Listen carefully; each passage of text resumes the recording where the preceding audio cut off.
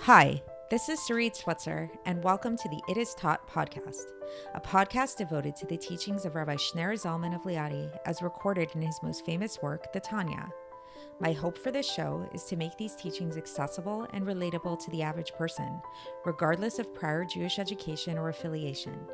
The episodes follow the prescribed daily study portions and are meant to serve as practical lessons in how to live your life as your true self and develop an authentic and powerful relationship with your Creator.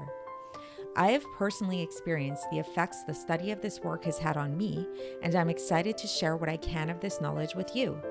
So please join me on this journey of learning, self-growth, and connection with your source.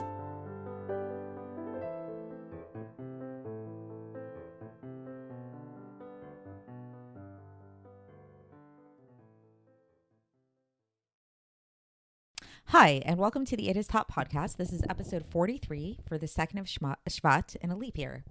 And I'd like to start off today's episode with a personal story that relates to me running a half marathon several years ago. So you'll see how this ties into Tanya. Just bear with me. So this is, back in the day, I actually, unfortunately, or maybe fortunately, I don't know, but I no longer jog. I used to be a regular jogger. Now I switched over to gymnastics and like more yoga type of things for several reasons. But back in the day, I was a very regular jogger. That was my main form of exercise, was running. I would run pretty much every day for half an hour to an hour every single day. Sometimes usually I'd run maybe about like 7 miles, maybe 8 miles, if I recall correctly. And I had done races before. I had done like 5K races, 10K races. I once even was very proud. I won the local 5K race in Prospect Park for my age group. It wasn't really it's not that I ran so fast, but I guess my competition wasn't so great, whatever it is. But I was really proud of winning that race. But regardless, so getting back to the story is, there had come up an opportunity to run a half marathon in Miami, and it was to raise money for a charitable organization called Yachad, and it sounded like a really fun adventure. So I said, sure, why not? And I decided to embark upon it. And so just to give a little bit of context for those of you that don't know, so a half marathon is the distance of that is 13.1 miles.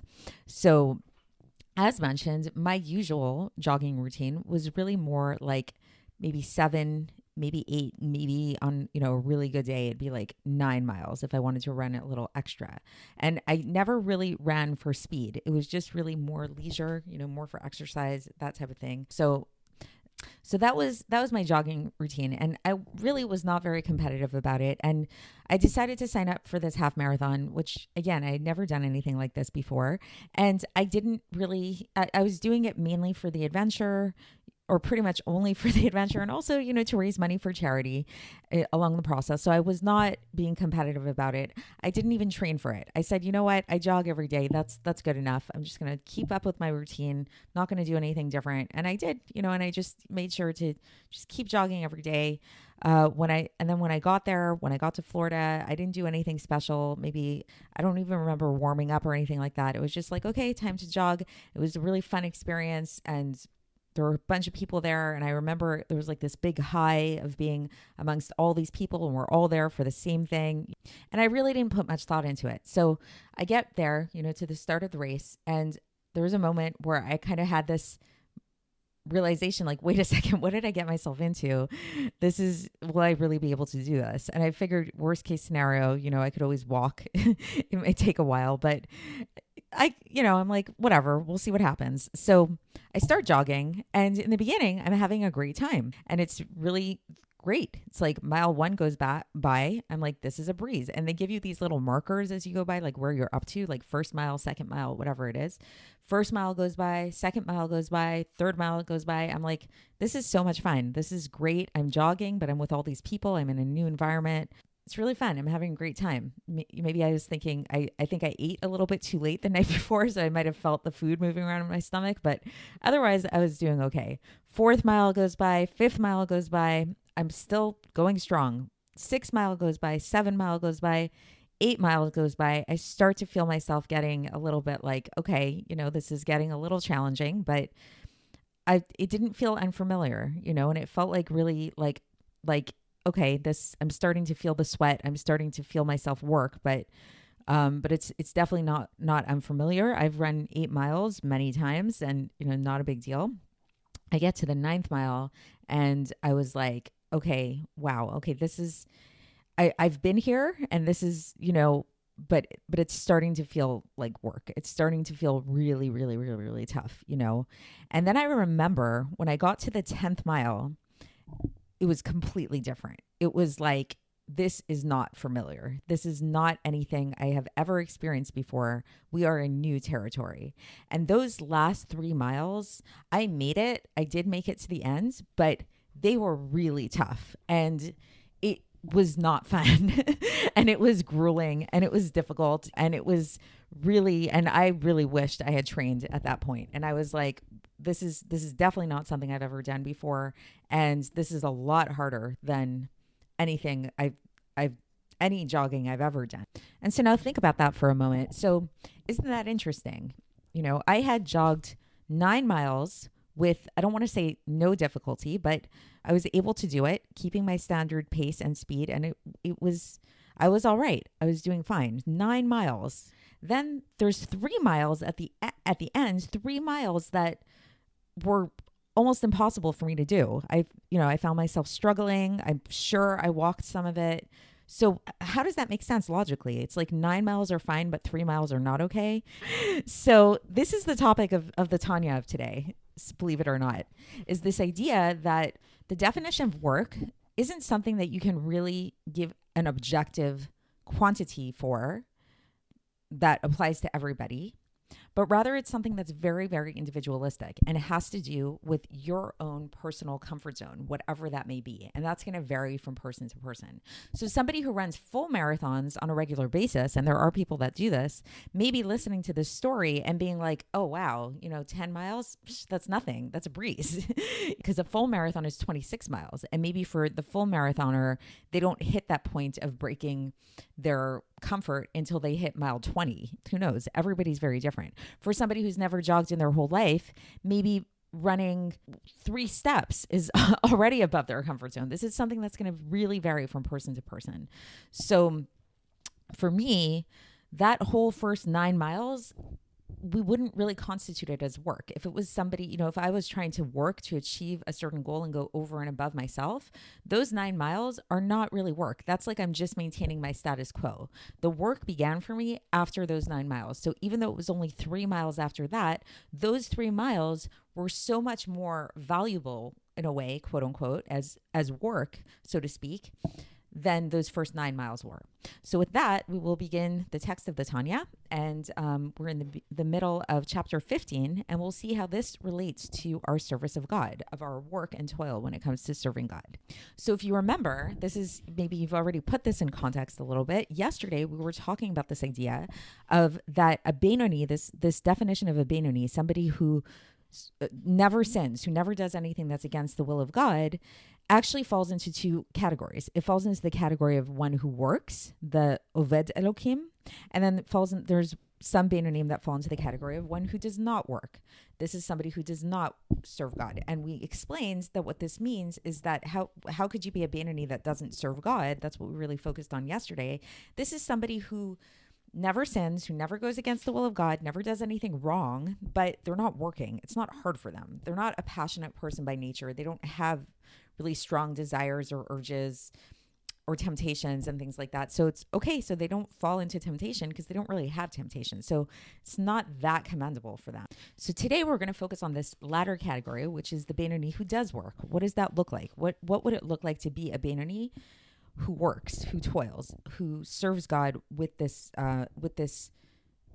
service, this like really active kind of service, which, as we'll see, is actually the type of Benoni that we all should be striving to be. So the Alter Rebbe begins by citing the Gemara, where it says that an Oved Elokim, one who serves Hashem, is a person who reviews what he is learning 101 times, and one who does not serve God is one who reviews what he's learning 100 times only. And the reason for this, he explains, is because back in the day, it was habitual to review what you were learning 100 times. And the Talmud gives an analogy for this regarding donkey drivers, that back in the day, they, instead of taxi cabs, there were donkey drivers. One way to get around was to hire somebody to drive you around in a donkey. And these donkey drivers would charge per distance.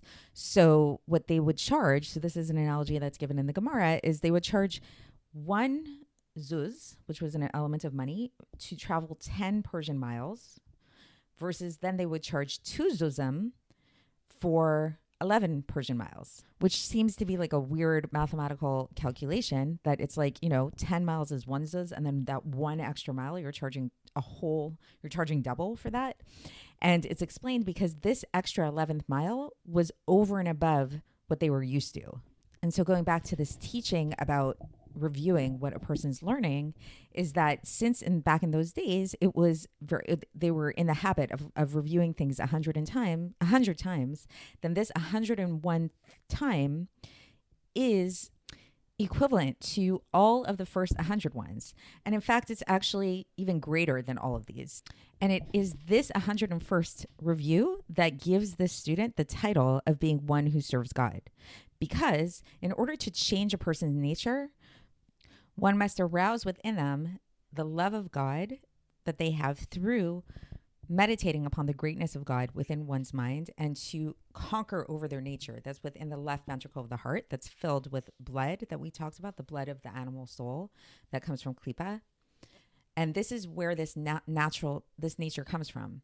And it says that it's a complete service for a Benoni. This is the utmost service of a Benoni, to overcome this nature. So as we've been describing, that if a person is able to overcome their nature and surpass their natural inclination, whatever it is. So, the definition that the Gemara gives is that to review something 101 times, which is over and above that habitual amount of 100 times, this is the Benoni overcoming their nature, which this overcoming of nature, how they conquer that animal soul within them. And then the Alter Rebbe gives a second way that a Benoni can get to this level of also that's called service, that if he wants to be in this category of a Benoni who serves God. And this is by arousing the hidden love that's found within their heart to rule over his nature that's found within the left ventricle of the heart, meaning the animal soul, as we talked about. So he says that this too is called service of God. So if a person just, if it's not an intellectual thing, but instead it's just that a person becomes aware of this innate love that we talked about, that we all have for God, and they become aware of that, and they find a way to arouse that within themselves, then this too is a type of service of God. However, the Alter Rebbe says if there's no war, if there's no fighting going on at all, then this, if this love stays within the inner recesses of the heart in this innate way, and a person's just like, I naturally love God, I'm not super conscious of it, but it's just there, then that's not called service of God. There needs to be some kind of fight, some kind of war. So just to recap, so the Alter Rebbe's main message here is, just like I started off with my half marathon analogy, is in order for something to be considered work, to be considered service for a Benoni, there has to be a fight. There has to be a war. There has to be some type of movement going on. So that could manifest in the most ideal state by virtue of the Benoni learning over and above their nature. So so if they have the habit of reviewing something 100 times, to review it for that next 101st time would be an example of that. And another way that a Benoni could also come into this mode of being a fighter, of a servant of God, is by becoming aware of this innate love that they have and for God, and arousing it. So it's more of an emotional kind of thing. So the first one is a little bit more intellectual. It's about more intellectually really contemplating and meditating upon God in this way that goes over and above their natural norms. And then the second one is a more emotional kind of thing, where it's just arousing this hidden love within themselves and using that to overcome their impulses that might want to make them go against the will of God. So I hope that was clear, and we will continue tomorrow when we get into chapter 16. I'll speak to you then. Thanks for listening to the It Is Taught podcast, hosted by Sarit Switzer. This podcast is dedicated in loving memory of my maternal grandfather, Avraham Yitzchak ben Binyamin HaKohen of blessed memory. Music by Shoshana. If you enjoyed this episode and would like to support the show, please share it with others and subscribe on YouTube, Apple iTunes, Spotify, or wherever you listen to podcasts. And make sure to leave us a 5-star review. To find out more about the It Is Taught project, including more information on my soon-to-be published book, please visit our website, itistaught.com. To catch the latest from me, follow me on Facebook, Instagram, and Twitter. Looking forward to speaking with you tomorrow, and until then, have a great day.